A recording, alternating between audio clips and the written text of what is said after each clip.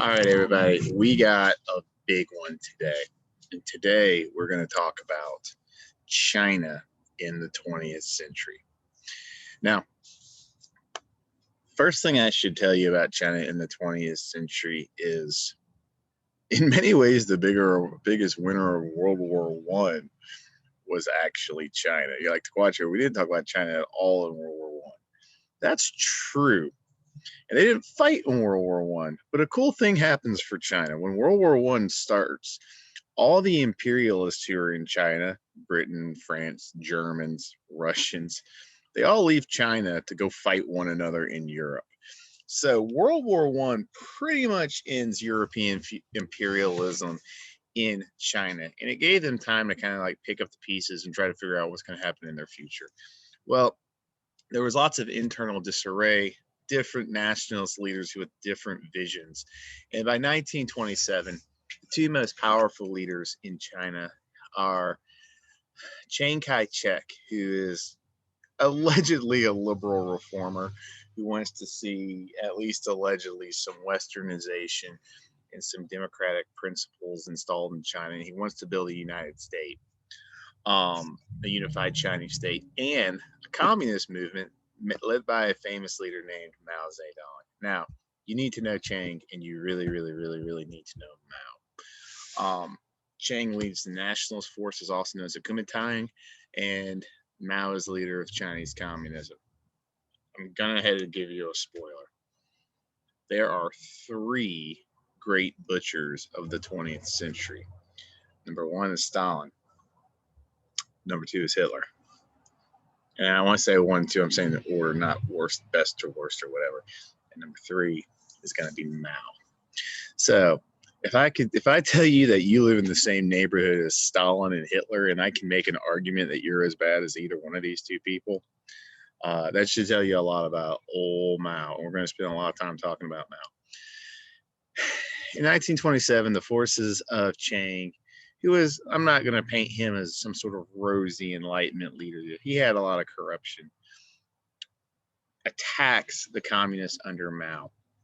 There's a whole backstory behind this that I'm not going to get into this, but basically Mao thought that he and Chiang were in a good place, and if they weren't necessarily friendly, they weren't hostile to each other. Chiang realizes that ultimately these two are going to be fighting anyway, so Chiang basically decides to attack the communists while he feels like he has the advantage.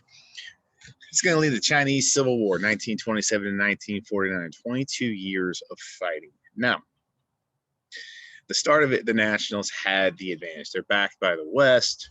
They caught the communists off guard. By 1937, Chiang has pretty much total control of China. Not complete control, but a lot of control. And it looks very, very, very likely that China is going to become a democratic republic under Chiang's control. And then just a quick word about Chinese names. In Chinese names, the first name is the same as our last name. So in an essay, it would be proper to call me De Quattro. It wouldn't be proper to call me Ron. In Chinese names, it's proper to use what is their first name. So you would call them Chiang and you would call them Mao. You don't have to remember the word Kai-shek or Zedong necessarily. That's the equivalent of these leaders' first name. Anyway, continuing. By 1937, Chiang has pretty much complete control of China. And then something happens that's going to save communism in China. And that is the Japanese attacks that we talked about when we talked about World War II. Japan attacks China, and China's not ready for it. And when I say Japan attacks China, since by this point the nationalists have pretty much complete control of China, what I really mean is the Japanese attack the nationalist forces under Chiang. And basically, this modern industrial army annihilates Chiang's forces. So the communists had already been gone into hiding, are not necessarily negatively affected by this, but Chiang's armies are getting wrecked. And all throughout World War II, the biggest thing that Japan was trying to gain control of was China. It wasn't all those islands. It wasn't even that war with the United States. Well, long story short, Chiang's forces pretty much get wiped out. during the war. And the communist forces under Zedong actually, once they get their feet underneath them, they start to fight the Japanese, they actually have more success. And that's because they adopt better strategies. Hit and run, what we call guerrilla style warfare, attacking supply lines, not fighting big battles. And that actually ended up giving the Japanese a lot more trouble than Chiang's forces did. Well, 1945, Japan loses World War II as a result of Hiroshima and Nagasaki. Japan withdraws from China. When they withdraw from China, the Civil War eventually restarts. When it restarts, balance of power has been changed up. Now it's the communists who have the upper hand. And from 1945 to 1949, the communists are going to gain more and more control and be more successful against the nationalist forces under Chiang. So much so that by 1949, Chiang and his few followers left are forced to flee China to an island off the Chinese coast called Taiwan, where the nationalists set up a government, and they've been there ever since. The Chinese have control of mainland China, and the nationalists have control of this little island of Taiwan. Ever since then, these two countries have been very antagonistic enemies of one another. Ever since then, China has claimed that Taiwan is rightfully theirs, but Taiwan has managed to maintain their independence so far. What do you need to know about China? China is not the second country to become communist. Those are all the countries that the Soviets took over and liberated after World War II, then made as puppet states. Places like Poland, Estonia, Latvia. Actually, I shouldn't say Latvia and Lithuania. Those are bad examples. Poland, Hungary, Romania, East Germany. Those countries all became communist before China does. But China is the second place to have a successful communist revolution, where it happened internally and wasn't forced on them by some outside group. Now, here's the thing you need to know about China, and let's try to keep a running tab of all of this that's going to happen while we talk about it. 20 million Chinese died in World War II. That's second only to the number of deaths in the Soviet Union itself. Another 2 to 6 million Chinese are going to die in the Chinese Civil War. So, not great times in China at the beginning of this century. Just so you can see what we're dealing with, the left is Chiang Kai-shek, and on the right is Mao Zedong. Again, we're going to talk more about Mao. So, Mao takes over in 1949, but before he can get down to trying to implement the communist belief system in China, he has another crisis he has to deal with. One of the regions that's neighboring China is the peninsula of Korea. After World War II, Korea had been divided into two separate states. A North Korea that was communist and a South Korea that was democratic. Now, in our last class period, I talked to you about the Korean War, and we said it was started because North Korean communist leaders attacked South Korea in the hopes of gaining control of the whole peninsula, making a unified state, and making it a unified state that was communist. And we said NATO forces led by the United States were responsible for stopping them. All of that is true. Now, let me give you another side of the story, though. So, North Korea attacks South Korea. They push deep into South Korean territory. This is called the Pusan Perimeter right here. Right as it looked like they were going to be in a position to take the whole thing over, American forces, NATO forces land here. They're able to make a defense. Long story short, they then launch some maritime assaults behind the North Korean lines, and they start to push the South Koreans back. This is all in the first few months of the war in 1950. By September of 1950, you'll see that they've actually taken the war to North Korea itself. And by November of 1950, it actually looks, again, still in the first year of the war, it actually looks like the United States and the NATO forces are going to do the opposite of what North Korea envisioned, which is they're about to make the whole thing under South Korea's control in a democratic state. Well, here's China. Mao was not interested in that. Mao was not interested in seeing North Korea become democratic and backed by NATO and having that on his borders.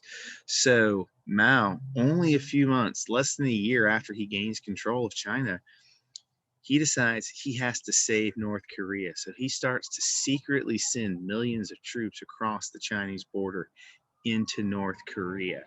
And what the Korean War eventually becomes, even more so than it was a war between the NATO forces, between South Korea and North Korea, is it becomes a war between the United States and NATO and China.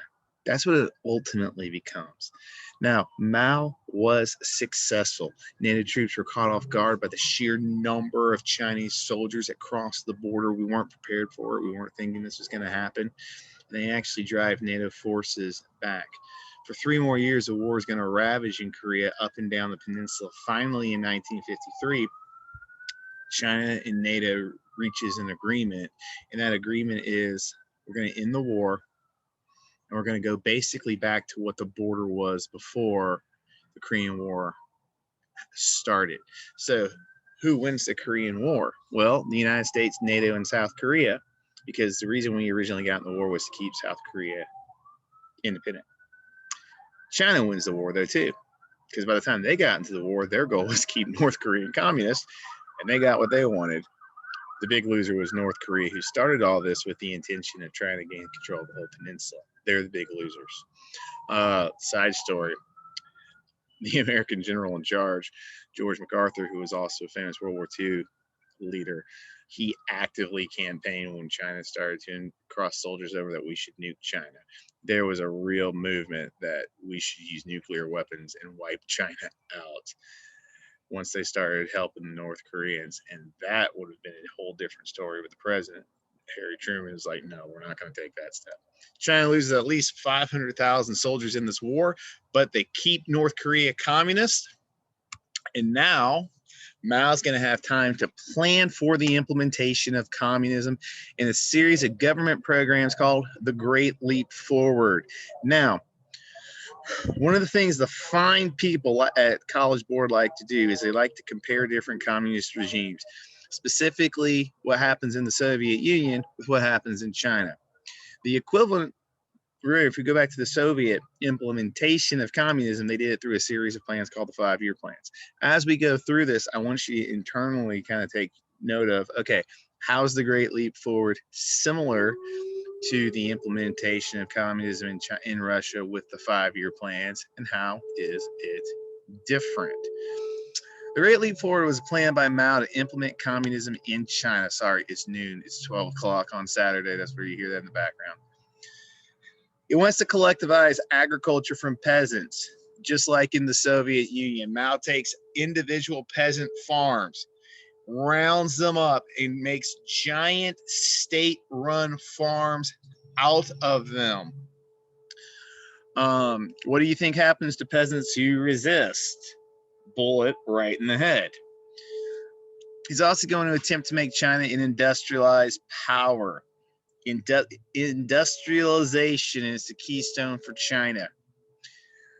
However, the attempts at industrialization are mediocre at best. Someone described them as an outright failure. China has limited resources and technological know-how to industrialize. Stop and think of it. Who are the countries in the 1950s that have all the technological savvy about how to industrialize? And it's places like West Germany, Japan, Britain, France, and most importantly, the United States of America. Well, all those countries are democracies. All of them are part of NATO. None of them are interested in seeing China become successful. So China's trying to do this with second-rate technology, second-rate know-how under the planning of a communist regime. And it doesn't really do much for industrialization in China. But there's also a bigger problem. In their arrogance, communist leaders think that they know better than the peasants how to produce food. So they introduce new pseudoscience into these state-run agricultural facilities to try to grow more food. It's a colossal failure. Just to give you an idea of some of the policies that the Chinese government implemented on these collectivized farms in this time period. One of the things that they said that the peasants needed to be doing is they needed to use deeper plows.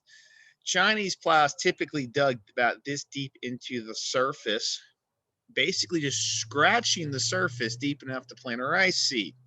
Well, the government said, no, no, no, no, no. What you need to do is you need to get bigger plows, dig deeper into the ground. Well, while that sort of farming works really great in the United States, in China, it's not going to work. The reason peasants for thousands of years didn't plow very deep into the soil is because China has a very thin layer of topsoil and you don't have to dig deep for rice. And the problem was once you got past about this much ground in China, you get to really rocky clay type soil that's horrible for growing crops. So what happened was when the government implemented these deep plows, you're taking the good topsoil, mixing it under the bottom, and you're pulling up the type of soil you don't want, and that's going to have devastating consequences. Another thing the Chinese government said was, what we need to do is we need to get rid of all the finches in our country. Now, a finch is a little bitty birdie, all right? What's the problem with the little bitty birdie? Well, the government said these birds are coming in, and when we plant rice, they're eating the rice seeds. If we'll just kill all the birds, we'll grow more food. So they implemented this nationwide policy to kill, I'm sorry, I said finch, sparrows. It's sparrows. To kill all the sparrows in China. Peasants would be in the fields. You'd see sparrows over the field banging pots, keeping the poor sparrows from landing. And eventually the sparrows would like stop being able to fly from exhaustion, land on the ground, and they'd kill them. You had stories of Chinese children being told to climb up trees and destroy sparrow nests. They kill millions of these birds. You're like, well, what's the problem besides it's just being weird? Well, it's a huge problem because yes, sparrows do eat some rice seeds. But you know what sparrows really enjoy eating? The little bugs that love to eat rice seeds. And when they killed all the sparrows, it led to this manifestation like plague levels of insects that would just wipe out an entire year's worth of crops in some places. So you have poor science behind it. You've killed all your main way of keeping your crops safe from bugs. And what's happened is the policies of the communist regime have led to a decrease in food. And this is going to lead to something terrible called the Great Famine. The Cultural Revolution directly leads to the Great Famine. And this is awful. Because it was communist and because there was such totalitarian control of information, a lot of what we know about the Great Famine hasn't come out until recent years. For example, the United States legitimately didn't know the extent of what was going on in China here from this time period. We might have gotten word of it like on some scale, but not nearly to the scale we thought. Modern scholarship now suggests that 50 million people, most of them peasants, died of starvation as a result of the implementation of the Great Leap Forward. That's insanity. So 20 million die in World War II, another 2 to 6 million die in the Chinese Civil War, 500,000 die in the Korean War, and now we're talking about somewhere between 20 and 50 million people starving to death. And what would happen was the communist leader in charge of a farm was always lying to their bosses about how much food they were producing. And it's like, so there was some sort of ratio that was supposed to happen where it was like 60% of your food went to the industrial workers in the cities and 40% stayed behind the peasants. I'm making up a ratio to make a point. I don't know the exact ratio. Well, oftentimes the leaders of the farms would lie about how much food was being produced, say a lot more food was being produced. So when they wrote their reports, the government would come in and say, well, this is what you're saying. So we need 60% of what you're saying to take to the workers. So let's say, for example, this one farm was supposed to actually produce 100 bushels of wheat. So that meant 40 were supposed to stay with them and 60 were supposed to go to the cities. Well, the boss would say, no, no, no, we did 200 bushels of wheat. So now 80 of those 200 those bushels are going to the cities when they only grew 100, only leaving 20 behind. So they could lie to their bosses about how much grain was being produced and being sent to the cities. In reality, the peasants were being left with nothing. The peasants are starving to death. Now, what is Mao's response to this? The Cultural Revolution. Mao blames the failure of the Great Leap Forward on the Chinese people themselves and on their society. He believes that there's too many elements in China that are still not 100% in line with his belief system and his ideology.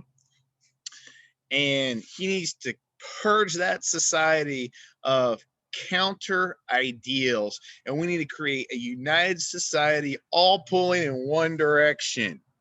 And this is what the Cultural Revolution is. The goal is to indoctrinate the youth in the ideals of communism, glorify Mao, and eliminate opposition. In the Cultural Revolution, moderates, liberals, religious leaders. Remember, communists are always anti-religious. They don't want you to believe in anything except them. Educated individuals in the middle class and government officials are eliminated.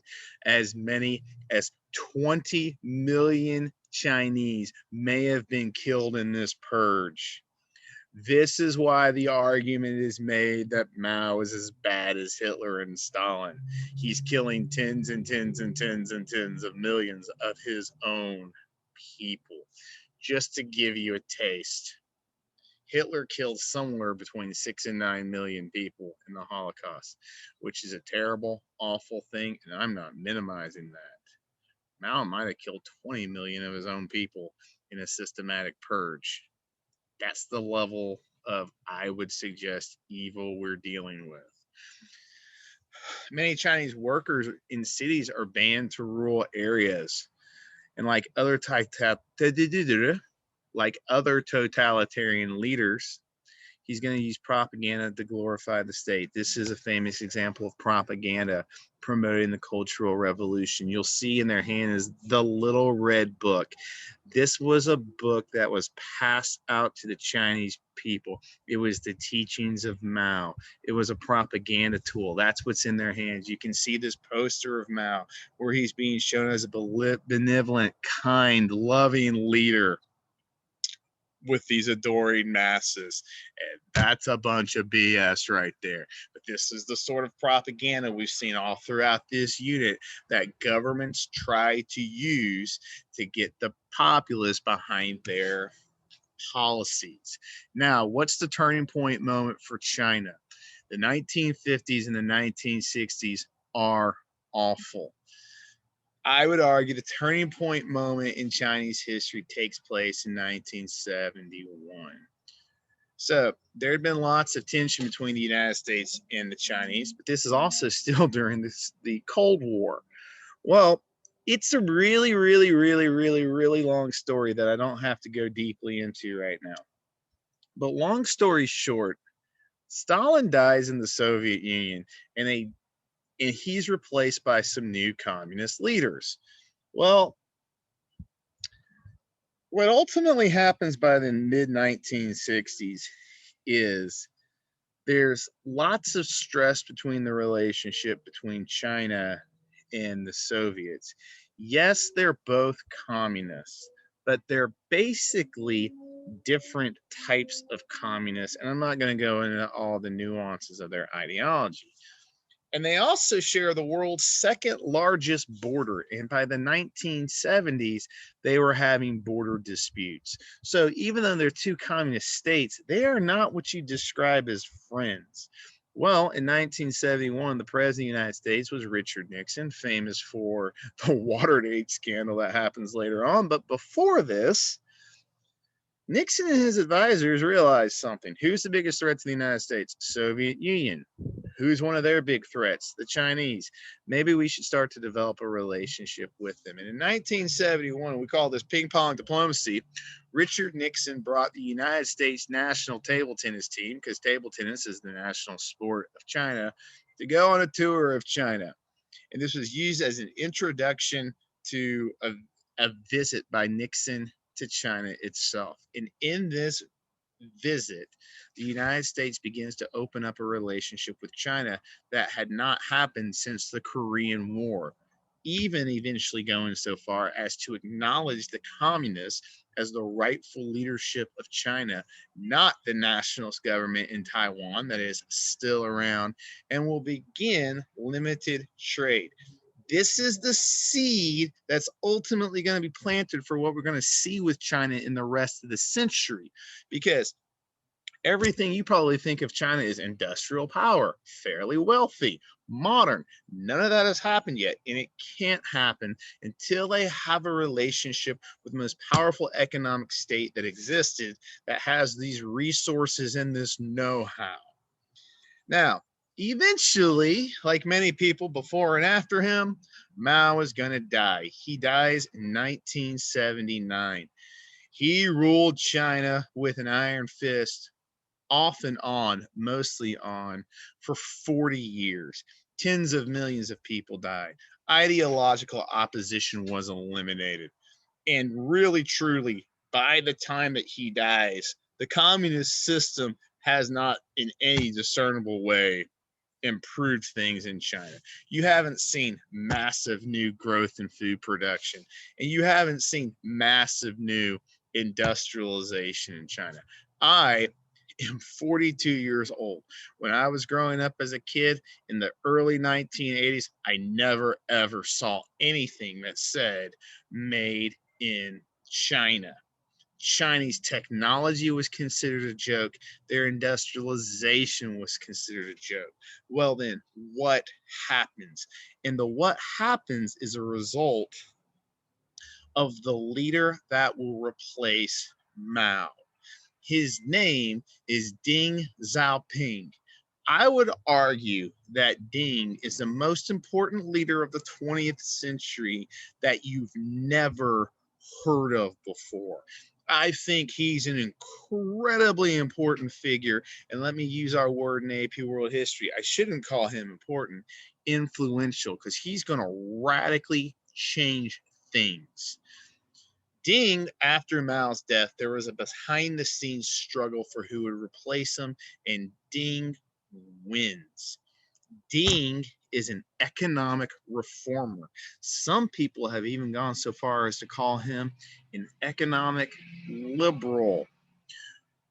Deng knows that to modernize China, they have to have foreign investment and foreign know-how, specifically from the United States of America.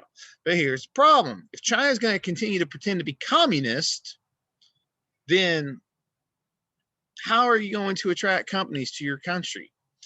And what Deng does is a rejection of much of the communist economic model. Deng is going to invite foreign companies to set up shop in China, to build factories.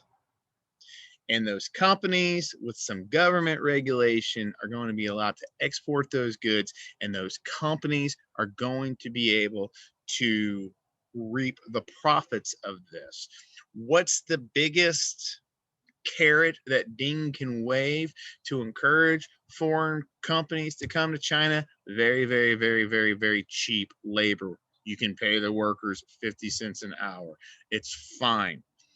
We need this foreign investment. Now, if you stop to think about this, this is not communism. Communism is everybody works equally, everybody shares equally, no division of resources, no private land ownership. We're all in this together. It is definitely not the communist idea to let foreign companies come in and take advantage of your cheap labor and have massive profits off of them. But that's the pathway Deng takes China down. And once foreign companies start to build factories and they start to reap enormous profits, guess what? More factories move to China. There's more investment in China. And this is going to put China on its pathway to becoming the modern industrial power that we know it as. It's good.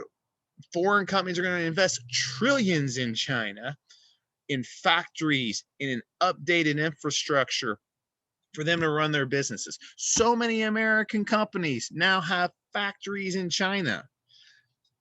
And again, it's taking advantage of the cheap labor that's available. Should we be doing that or not? That's a whole other discussion that you can have on your own, and you can look up those issues. But the bottom line is he's put China down the pathway of being a modern economic power. And this China has been practicing these policies now for 40 years, where it's grown into becoming the second biggest economy on earth after the United States. He promotes free trade. He promotes free markets and rejects many of the economic policies of Mao. In fact, one of the things you'll see is lots of countries that call themselves communists are going to collapse because their economic model doesn't work. China still calls themselves communists, but they're not doing any of the economics of communism. I would argue they're communists only in name now. Now, here's the interesting thing.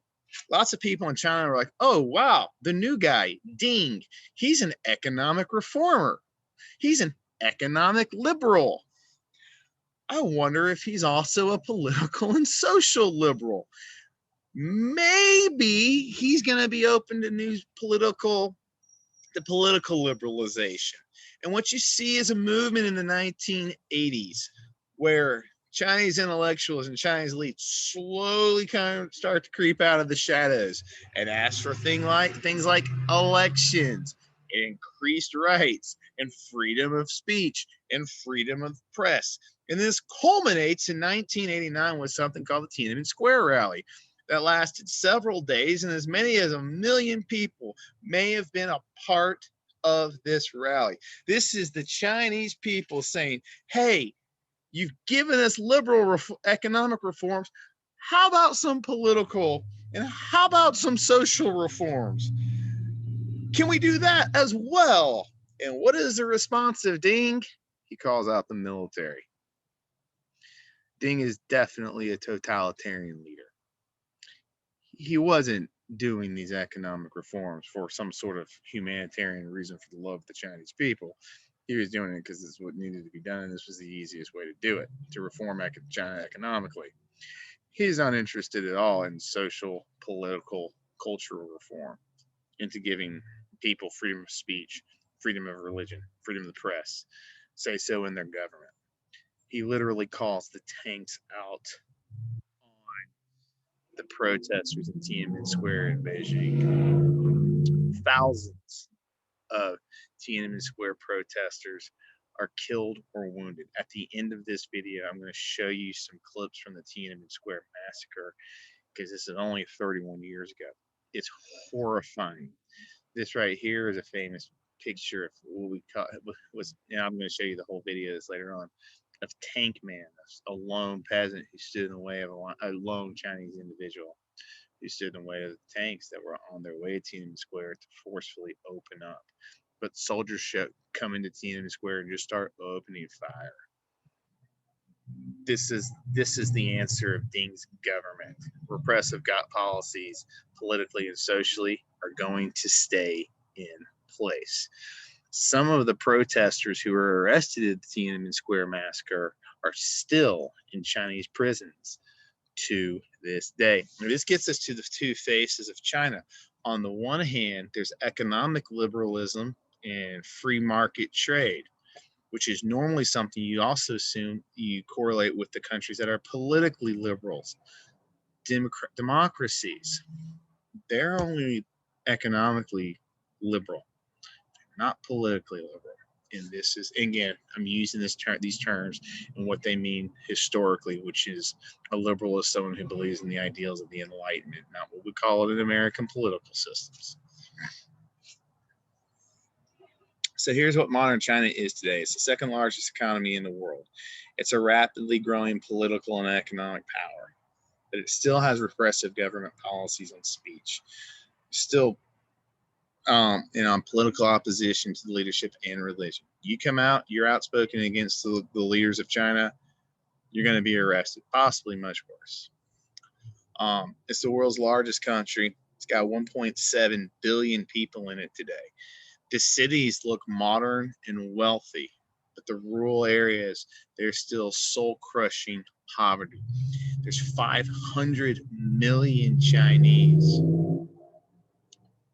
who are living on $5 a day or less. The United States gross domestic product is roughly $25 trillion. That's divided up between roughly 300 million people. China's gross domestic product is about $16 trillion, so about 2/3 of the United States. But they have, doing rough math, almost 6 times the population. So 2/3 less with 6 times more people. And that's the problem with China. There's still large areas of China don't have electricity, don't have the internet, don't even have running water. So again, there's two sides to China. There's economic liberalization versus political and cultural conservatism by the government. There's also this clash between the urban areas, which look rich and modern and elite, versus the rural areas that have staggering poverty. And I don't want to do a China Day without talking about the ongoing human rights violations. Starting in 2014, in the western portion of China, there's an ethnic minority of people called the Uyghurs. Okay, most Uyghurs are Muslims. There was some very, very, very loose evidence that some Uyghurs may have been members of Al Qaeda in some terrorist activity that was never really decisively proven. Well, in 2014, China sends a man who has a brutal record of human rights abuses in Tibet, which is a whole other story, to this province in Western China. And his goal is to educate the Uyghurs. And by educate, what they start to do is they start to round Uyghurs up and put them into state-run detention facilities. Between 1 and 3 million Uyghurs have been forced into these detention centers against their will. China claims these are re-education facilities where they're trying to, basically make them Chinese. Opponents in the West have claimed that these camps fit the definition of a genocide. The United Nations has a definition of what a genocide is, and you can at least argue that this qualifies for that. We don't know a lot about how these individuals who are in these camps that are still going on are being treated, because China's not allowing foreigners in. They're not allowing the UN. They're not allowing the Red Cross. They're not letting foreign inspectors visit these detention centers. So they've basically rounded up 3 million people just because they're Muslim. So again, this is that duality with China that's really, really troubling and concerning. Yes, they're growing economically. Yes, there's a lot of Americans who've made a lot of money off this Chinese economic growth the last 40 years. I mean, a lot of people. But she also had this terrible record of human rights violations. There's still a state that doesn't allow free speech, freedom of the press, government elections that are open and fair. And the question is, how long is this sustainable? How long can they be an economic liberal and not a political liberalization? And that's going to be one of the interesting stories for the rest of our lives. But the reforms did work. I mean, the reforms of Deng have put China down this pathway, whereas during the time of Mao, China could not have continued to stay like that. And also, when we talk about the ultimate collapse of the Soviet Union, the Soviet system is going to collapse because they never reformed themselves, and the Chinese did. And that's one of their biggest differences. And that's why the Chinese system continues to endure to this day. Stick around. I want to show you the Tiananmen Square, some video from the Tiananmen Square massacre. Hope you guys found this interesting. This is incredibly important stuff. So make sure that you get all of